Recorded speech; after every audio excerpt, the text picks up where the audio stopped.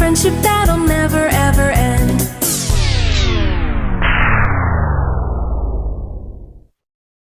Run!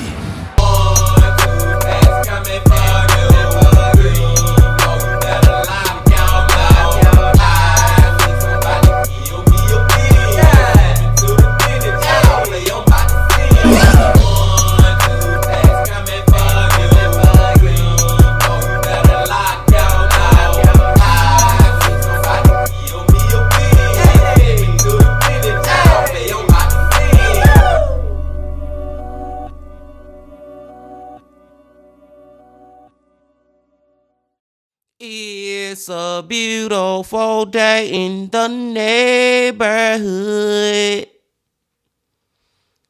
Reaction Beanie Yo 512.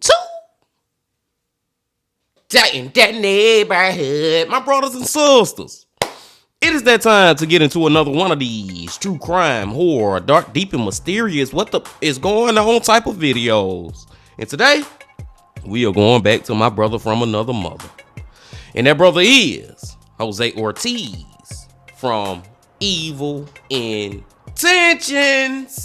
Back to Evil Intentions, y'all. Hope y'all doing excelente out there today. And I'm glad that you came on back to the channel once again to fuck with the bean. And check the title of this video out. You know Jose always come with the crazy titles, man. Boiled and steamed alive by his neighbor. Horror on Fulton and Pearl. The story of Kyle McGarity. Boiled and steamed alive by his neighbor.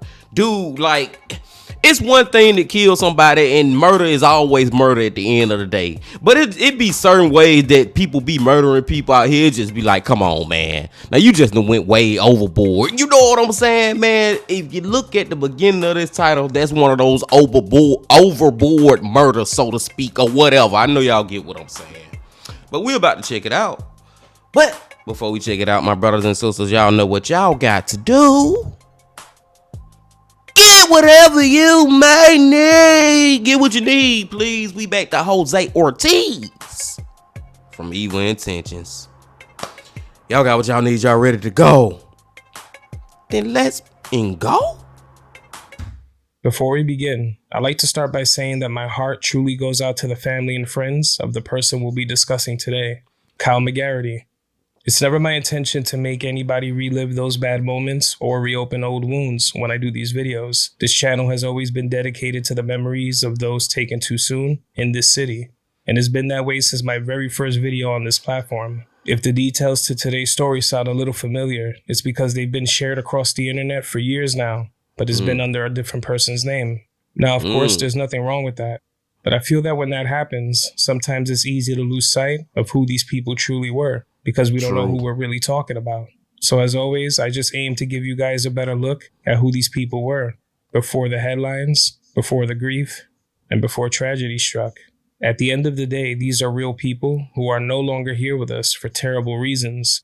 And it could be really easy to forget that when you're on a platform like this with a sea of different stories coming at you from all angles. Certain names in today's story have been omitted for privacy reasons. And with that, I do have to warn, today's video contains details that will be very hard to make it through and have been known to be some of the most graphic in a New York City case. So before you jump in, please keep that in mind. Viewer discretion is strongly advised.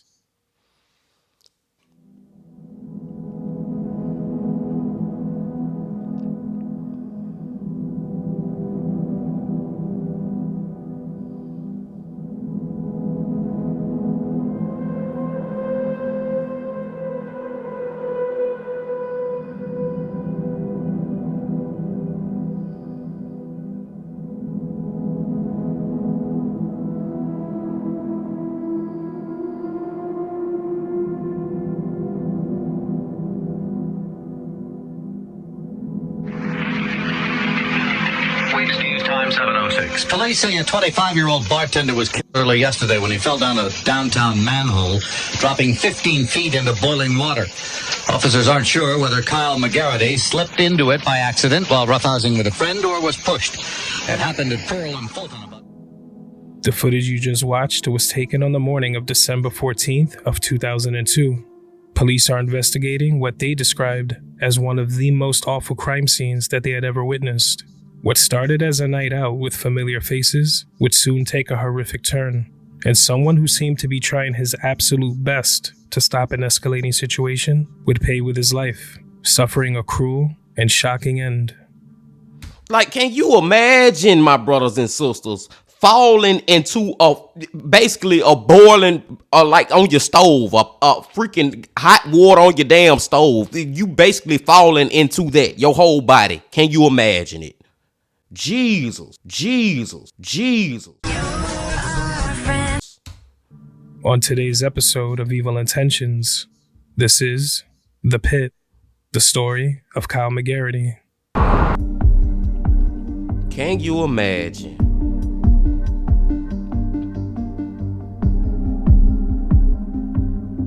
Get whatever you may need.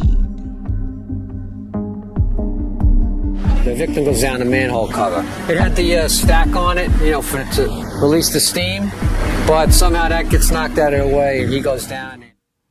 Today's story takes place in Lower Manhattan in New York City, but the story truly begins in Holland, Ohio.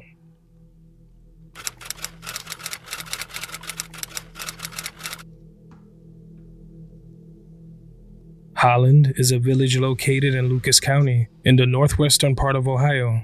It's a suburb of Toledo and known for a long, rich history going as far back as the early 1800s. Toledo is also referred to as Glass City because it's the glass capital of not only the country, but the world. Anything from glass containers to stained glass windows you see in your local church might very well come straight from Ohio. It's also home to furniture manufacturers, breweries, and railroad companies. The first railroad connecting Toledo to Adrian, Michigan was completed back in 1836, with horses pulling the train carts back and forth. It would be in the 1830s when the first steam engines were introduced, and what was once a long trip was now a much shorter journey of just about 3 hours between the two cities. As of 2022, the population in Holland, Ohio was just a little over 1,800. If by chance you were to find yourself in this area a little later in the year, say around mid-June, you'd be in town just in time for the Holland Strawberry Festival, an event attended by thousands, fun for all ages, and running strong since 1938. Overall, the area there has strong roots, a thriving community filled with many families. One of those who called Holland home was a man named Kyle McGarity, who resided there with his family. By all accounts, he was a witty, intelligent, and deeply caring person. The type of guy to try his best to make a friend or a family member laugh if they were under the weather.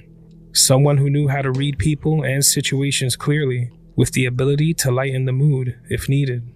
In his teen years, he attended St. Francis de Sales High School in Toledo, where he joined the swim team and also played water polo. He made plenty of friends, some of which he would keep in contact with over the years. After graduating from there in 1995, he would start attending college at Miami University, where he graduated with a double major, a degree in psychology and another in business. For a few years during college, he would work as a pharmacy technician at a store called The Farm during the summers, a well-known chain of drugstores in Ohio. People he worked with also knew him to be a pleasant person with a kind heart. On one occasion, Kyle found himself nursing a stray dog back to health after it was the victim of abuse. It was badly beaten and missing teeth. He spoke to his parents and asked for help financially since he himself was working his way through school. The dog would later become a part of the family, according to a friend close to them. It's just the type of person he was. Someone with a huge heart who was always thinking of others. I just got to point out one thing real quick, y'all, that's getting on my nerves. The fact that there are no photos of this guy, you know what I'm saying? It's almost like the government or the police or whatever the type of authority word I supposed to be using. It's like trying to erase him from history or get rid of this story. Because like you seen the caption where Jose was like, no photo available. You mean to tell me that there is no photos of him? Clearly there is. And this, even that back in what this story took back in 2002, this man have took some photos in his life. But it's like the government or the authority authorities, let me just call them the authorities, want to hide all that. And another reason that I'm saying that is because earlier Jose already spoke about how they changed the name of this guy in this story. It wasn't Kyle McGarity. They was calling him something else. And now Jose at least giving us the real name of him. But it seemed like Google has no pictures of this man. And that just rubs me the wrong way. I don't know. We got to get the full details of this story. But that's rubbed me the wrong way. Let's go. After graduating college, Kyle wanted to see where his degrees could take him and see if he could experience something new. So he would end up leaving the Midwest and making the transition to the East Coast, moving to none other than New York City. Kyle would make his way to the Big Apple, moving in with his older sister, who had already been familiar with the city and living here. They shared an apartment near the South Street Seaport by the water. The area has a rich history of its own. It has some of the oldest buildings in the city, located right where Fulton and the East River meet. If you find yourself in the area, you'll likely notice the section of Fulton that still has its original cobblestone, and the sidewalks are lined with everything from restaurants and bars.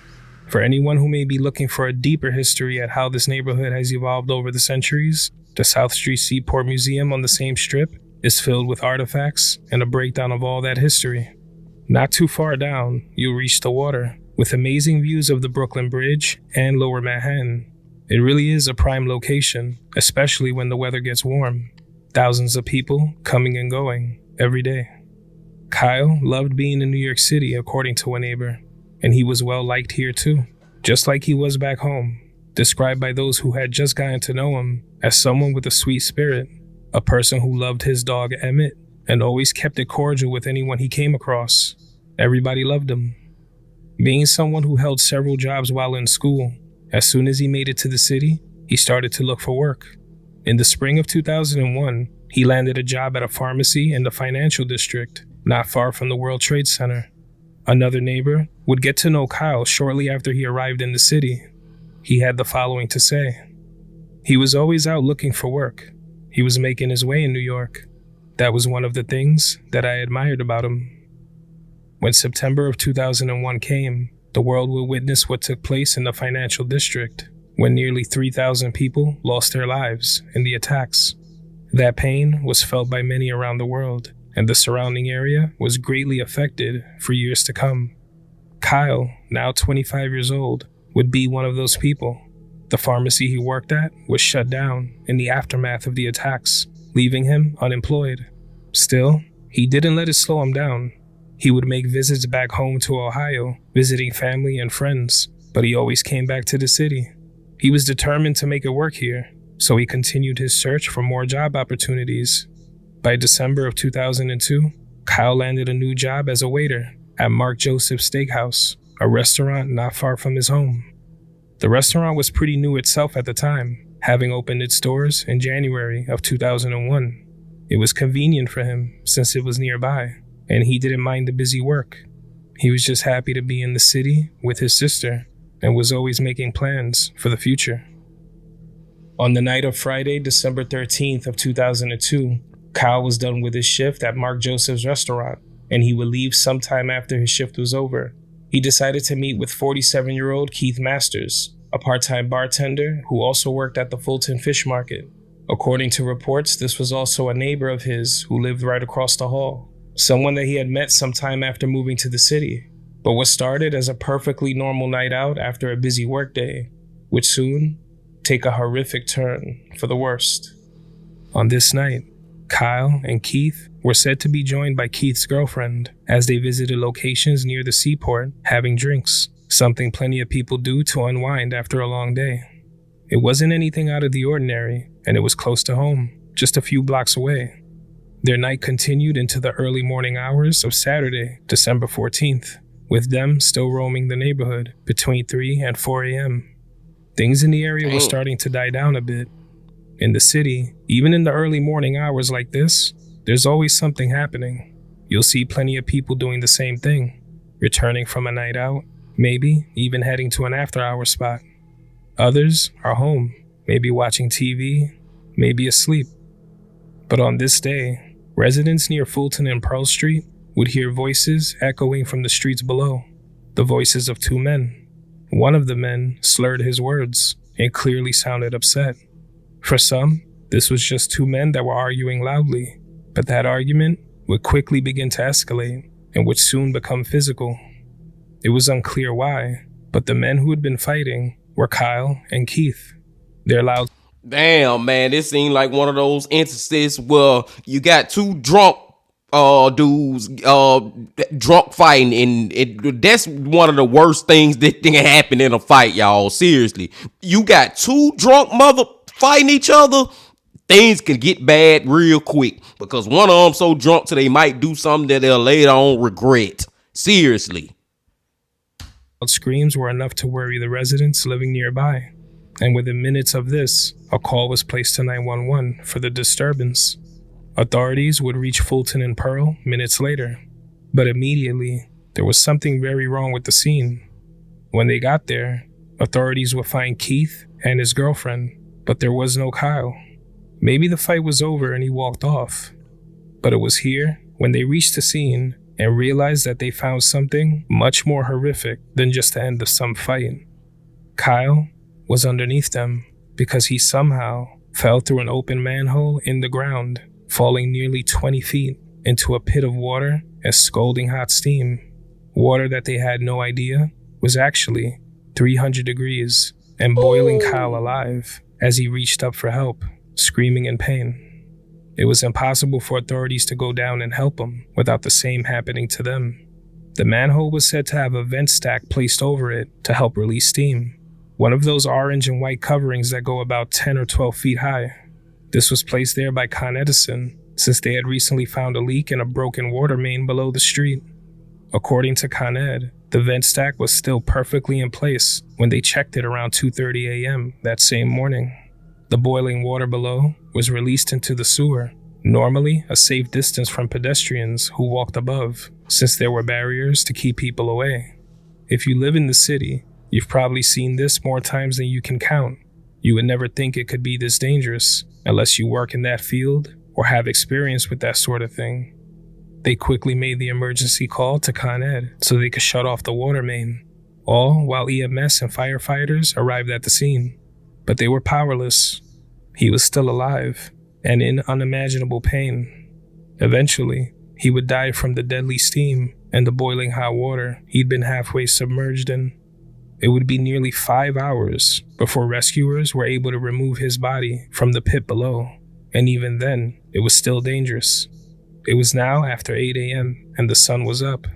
Keith and his girlfriend, who apparently also made a call to 911 when this all took place, were taken to NYU Downtown Hospital for bruises and scrapes. Detectives arrived to the scene in time to see his body recovered, and they had a lot of questions and theories. Obviously, they had a fight. We don't know if maybe the fight broke up and one guy was down there and this guy just stumbled into the hole. We're not sure yet. Now, it's not easy to move that.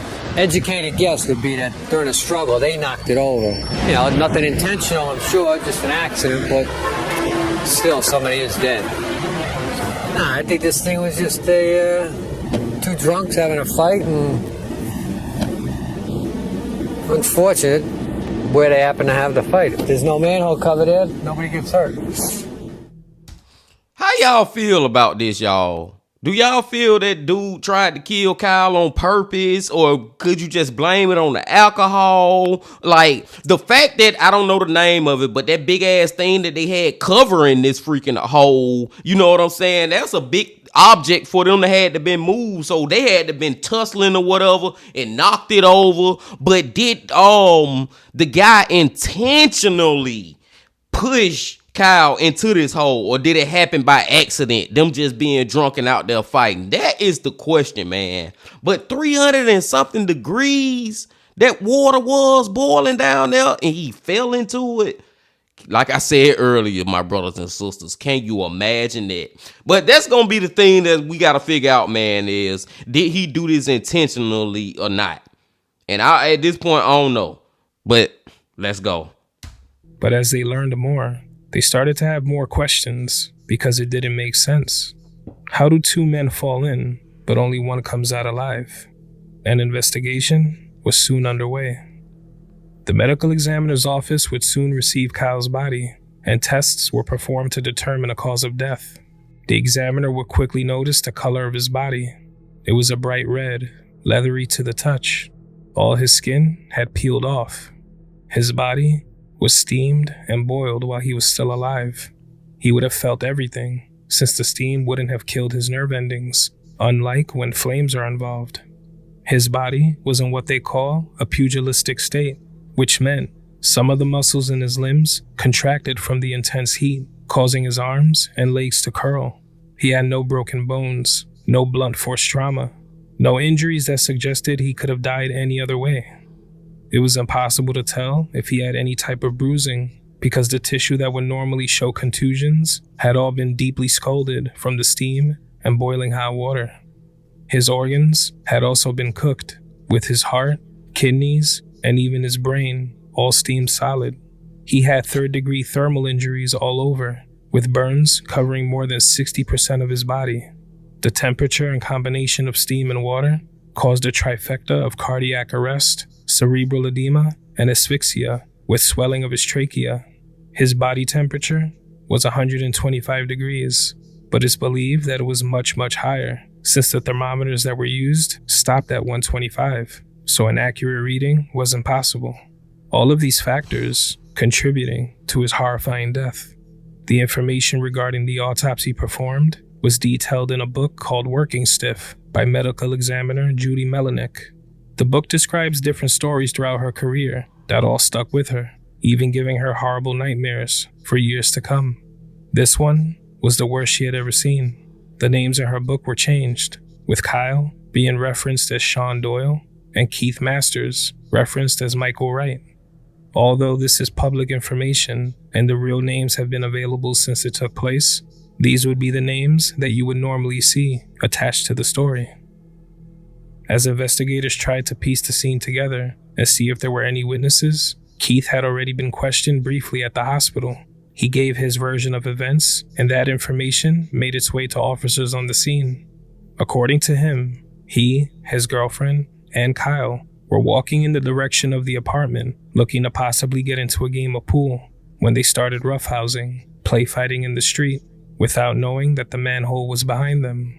They would both fall into the large covering, knocking it over and falling in. He said he was able to quickly hold on to the top of the hole so that he didn't go all the way in, but Kyle fell past him, landing in the boiling pool below. The story didn't sit well with detectives. It almost felt made up. And it ain't sitting well with me either, man. I don't know about that, man. Keith, come on, Keith. I just don't believe that both of them even actually fell into the hole. First of all, first and foremost, I don't believe that both of y'all fell into this freaking hole. How that happened? And then some kind of way you was able to pull off a movie scene where you freaking held on to the edge of it and pulled yourself back up before you actually hit the water. Come on, man. That shit sound made up. Now you starting to make me believe that you actually did this shit intentionally. You know what I'm saying, man? When you got stories like that out there, bro, that's when we started to look at you a little funny. Keith, you need to tell me something better than that, because 1 + 1 is 2 and you telling me 3. Let's go. On one hand, it was definitely possible, but given the details, it didn't make complete sense. How does a heavy stack like this become dislodged and not one, but 2 men fall into the hole in one motion? It really didn't seem likely. Says he fell into the manhole. And he's in the manhole like this, holding himself up with his elbows.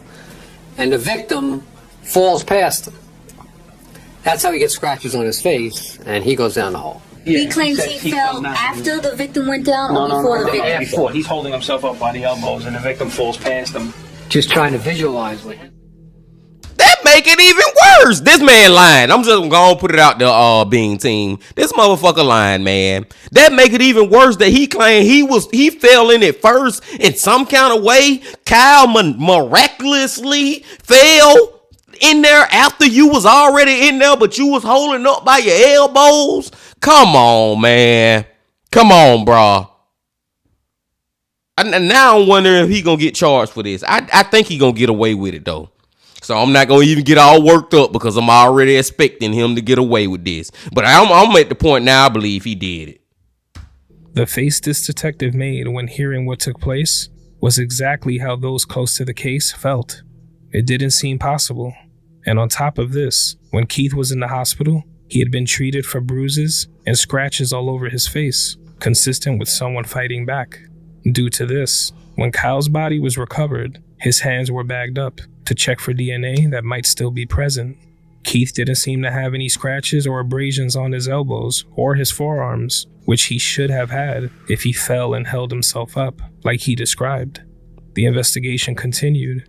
Authorities returned to the scene and took pictures and measurements of the manhole. Keith was a bigger man, standing at about 6'2" and a stocky build. It would have been nearly impossible for him to fall through on his own, let alone falling with Kyle. His story raised more questions than answers, but pretty soon, there would be witnesses that came forward, and they had vital information. What was revealed would tell a much darker story. When those early calls to 911 were made, the woman who made the call described waking up to her husband, telling her that something was going on in the streets below. She said she saw who would be Keith relentlessly attacking Kyle as he tried to defend himself. On the 911 call, she was heard saying, "Someone is getting the crap beat out of them down there." That woman's husband would then be passed the phone, and he stated that Kyle was screaming, and I quote, "No, don't break my legs." She couldn't hear what was said between all the yelling and commotion, but she could visibly see them from her window. It's possible that he yelled this as he feared falling in, thinking the long distance down would result in serious injury, which it would.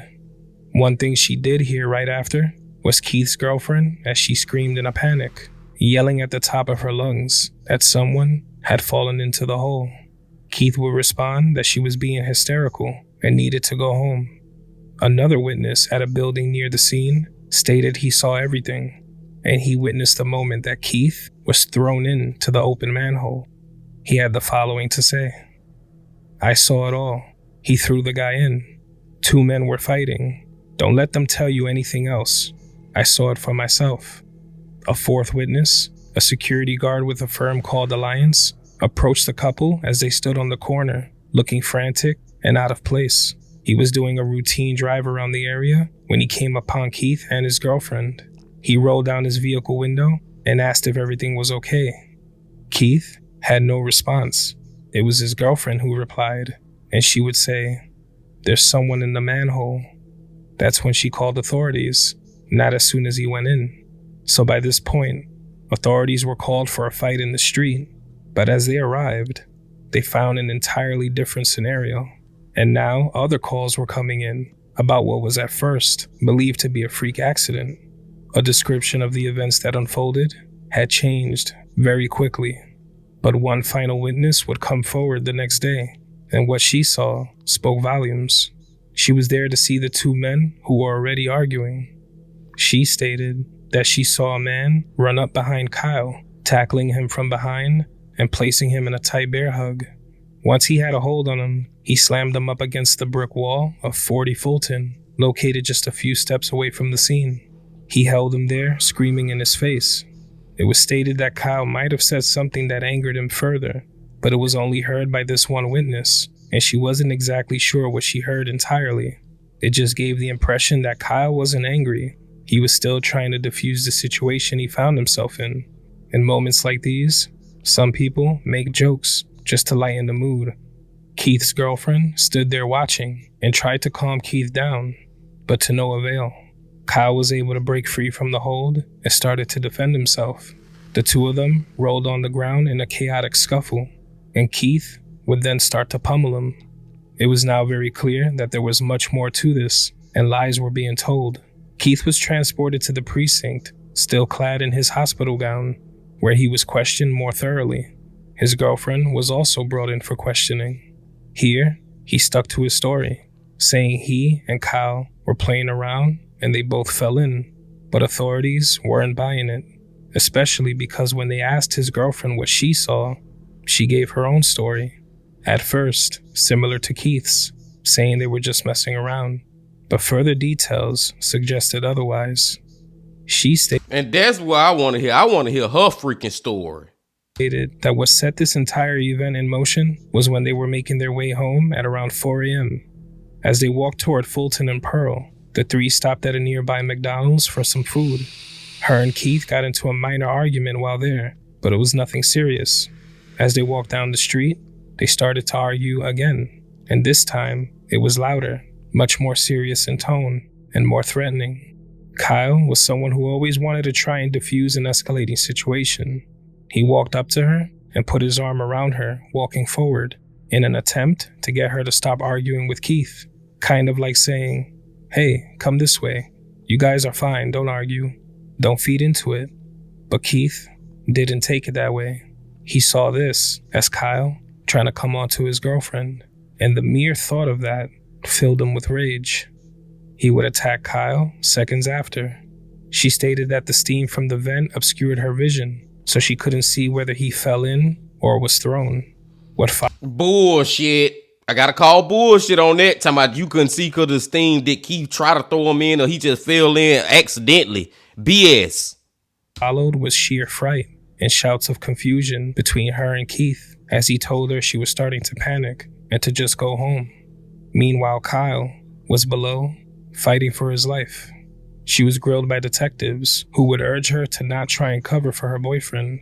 A life was lost here, and if he did this on purpose, he had to pay for that. Well, I'm going to give you an opportunity to remember what happened, okay? Because the DA is on his way here. You're going to find yourself arrested tonight. And keep telling me a story. I'm going to try to tell you straight. I just honestly don't remember. It's really hard. What happened? I don't know. I just don't know. Don't think of that. Don't bring up to him. No, I'm not. Cover it up to yourself. You don't think of that. I'm not trying to cover up. I really asked whatever happened. Arguing? I don't remember throwing on the ground, nothing. The lady who lives upstairs says she is Kyle Gilly. Don't break my legs. Don't break my legs. You don't hear any of that. I'm not lying. If I remember that, I would tell you. You know what? And I'm not bullshitting you. This is turning into a homicide. You are right in the middle. When they're walking back from McDonald's, Kyle puts his arms around I got death and mayhem all over you. That's what sets off Keith. We now had the motive. We now know that he was in a jealous rage. Yeah. Once he knew that his girlfriend was talking to us and telling us the truth, I thought that would help us to elicit a confession from the defendant. It's clear as day now. Keith was in a jealous, drunken rage. That's why I go back to the beginning what I was talking about, y'all. Two drunk people fighting is one of the worst. It probably is the worst fight you can ever have. You know what I'm saying, man? Because one of them gonna take it to the next level, and they probably would regret it later on. But it don't take away the fact that you freaking pushed that man in that manhole. And just talking about the girlfriend, it's clear as day that she covering up for him. She said that she don't even remember them arguing. That right there, once she said that, there is nothing after she said that, I would have said, "Ma'am, put your hands behind your back." Well, no, I don't think she really should be charged with that. But that's all I would have needed to hear, to know that she covering up for him, and it's more to it than that. She said she never even heard them arguing. And when we got plenty of witnesses talking about them arguing, then using the excuse that the steam is the reason that you don't know if he got pushed into the manhole or he just fell into it, some steam. Come on, man. The F out of here. On top of all of this, the medical examiner's office felt that this was a homicide from the second they ran tests on Kyle's body, and they hadn't ever seen a scenario quite like this. But authorities needed more than that, which is why the witnesses who came forward were so critical to them connecting the dots so quickly. If not for that, they would have likely taken his word for it, even if things didn't quite add up. The district attorney's office, however, felt confident with what they had, and Keith Masters was charged with second-degree murder. While the district attorney felt there was enough for a murder 2 conviction, it really came down to intention and who saw what. As much as they tried to get a confession from him, he stuck to his story. He said it was all an unfortunate accident. Somehow, even with all they had, the charges were dropped altogether, and much of that information would be sealed by court order. That's why I ain't gonna even get mad, y'all, because I seen this one coming from a mile away, man. I said he gonna end up getting away with this. I put my little thumb up because I was happy, like he got charged with at least second-degree murder. And then before you know it, all charges dropped. He a free man, and good night, go home. You know what I'm saying, man? No more explanation, no more nothing. That's it. The end. Man lost his freaking life, and a lot of evidence is pointing towards the fact that Keith did it, but we just gonna hide all that up under the table and act like this event never happened. That's basically what this is, y'all. News headlines about Kyle's horrific story were in papers across the country. Everywhere from New York to Arizona to California to back home in Ohio would learn of the horrors that took place that morning. His family was already devastated, but in the summer of 2004, more disappointment would follow. After the attacks in September of 2001, the New York Police Department gave network camera crews full access to ongoing cases. At the time of Kyle's passing, they were with NYPD detectives and on the scene every step of the way, from the very start of the investigation. The program was a reality series, and it held nothing back, showing all there was to show about the scenes and the stories covered. It gave an in-depth look at not only the crime scenes, but the behaviors and thought processes of detectives. They had access to photos of Kyle that would be shown despite the family's pleas. It's perfectly possible to tell the story without showing that, especially if it's requested by loved ones. It just came off as very insensitive, and like they hadn't even thought of that before they aired the episode. The show's web. Okay, now that's different, y'all, because that's one thing that I was saying earlier, too. Now, if the family don't want no pictures to be out there, then I 100% respect that. Site incorrectly stated that Kyle was a bartender, when in fact he was a waiter, and he only held the job for a little over 2 weeks before this all happened. Many papers at the time had headlines describing him as a bartender. There was very little mention of who he was or his various degrees. No real details of who he truly was as a person. The show had a moment where a detective referred to the men as two drunks, when Kyle was nothing of the sort. Nah, I think this thing was just two drunks having a fight. Keith, however, was said to be someone who was gentle, but sometimes had a little too much to drink. Something stated by neighbors who were interviewed. It's unclear what they'd ever seen or heard to make them say that, but they did say it. From the moment people who knew Kyle personally heard the reports, it didn't sound like a situation that he would ever instigate. One friend was quoted as saying, "From what I understand, they were not friends. It was not like Kyle to get into a fist fight. Kyle would defend himself in an attack, but I don't think he would be the instigator." It sounds fishy. I gotta take one thing back real quick, y'all, because I've been thinking the whole time that both of them was drunk from what the damn detective was saying and everything. But Jose just said that Kyle wasn't drunk. You know what I'm saying? But it still don't change the fact that even if you just got one person in a fight and they drunk, ain't no telling what the hell they might do. And I believe Keith really did this to Kyle, man. Another neighbor was shocked and taken back by what she was hearing. She would say the following: "He loved New York. He was just such a sweet-spirited kid. Everybody loved Kyle. Kyle was a friend to everybody." The program's website also provided incorrect information when it came to his body, saying that he was, quote, boiled black because of the searing water and steam, but that wasn't true. Family members and friends were vocal about the inaccuracies from the start. They wanted to make sure he was remembered for who he was, and not for that one night when things went terribly wrong. While Kyle's story has been in papers and shared throughout the years, what's always talked about is that one night. Now, I didn't know Kyle personally, but I hope that by covering today's story, I've given you all a better look at who he was, his personality, the great qualities he was known and loved for, where he came from, a better idea of his journey to this city, and his determination to make things happen for himself while here. Because behind each headline like this is a person with an entire life, hopes and dreams that all came to an abrupt end. And those who are still here grieving, they're the ones who still feel it the most. While recording this video, as I walked the same streets he walked on that night in 2002, I couldn't help but notice all the steam rising from the ground in that area, even today. Something I've seen countless times in the past all over the city. But now, It takes my mind somewhere else. Today's story will likely do the same to you. Anytime I see these vent stacks, I find myself keeping an even safer distance because of the dangers that might lie beneath. It also reminds me that some people make impulse decisions that can have deadly consequences, whether it was intentional or not. Danger can also lie in the hearts and minds of those we might call friends, those we find ourselves surrounded by. I don't say that to sound paranoid. It's just that sometimes you never really know. True. The people who came forward after that night and provided crucial details all tell the same story. Complete strangers whose accounts of that night fit together like puzzle pieces, revealing what really took place. It's unlikely that anyone would know of the boiling pit 20 feet below. But if that person made the decision to either push or throw another human being into the hole, it was with the intention of doing them harm, one way or another. And that irrational and explosive reaction to something harmless would cost a young and driven man his life. He should still be here today, and justice should have been served. Rest in peace, Kyle McGarity, and my condolences go out to his family and friends. You aren't forgotten.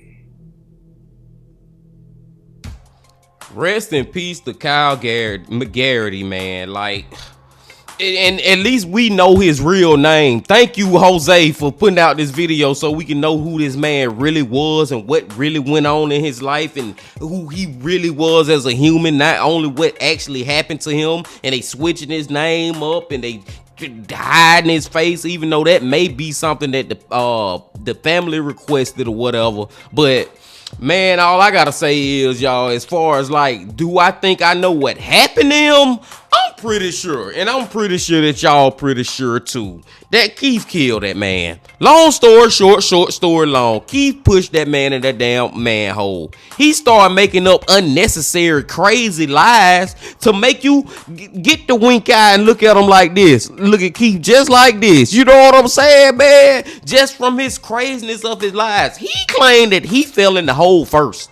But some kind of way, he pulled off one of those moves from freaking Die Hard or something, where you hang on like it was an action film or something. He hanged on, or a freaking Thriller or whatever. But then, not while he hanging on with his feet dangling inside the manhole, but he hanging on by his chin, or his elbows.